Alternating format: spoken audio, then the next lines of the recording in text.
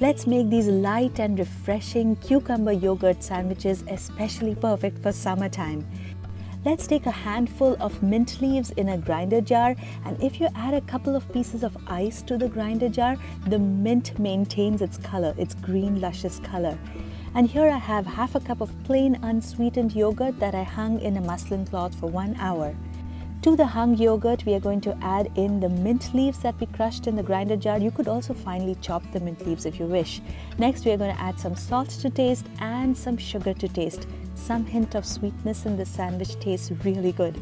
Can you see how creamy that yogurt is, guys? You don't really need mayonnaise for this recipe. This is so good by itself.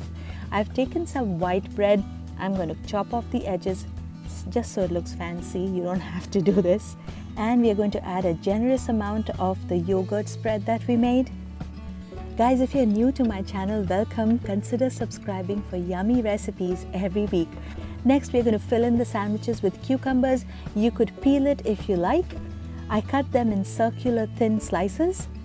We're going to add some salt, some pepper, not too much salt because the yogurt already has salt. And your refreshing summer sandwich is ready.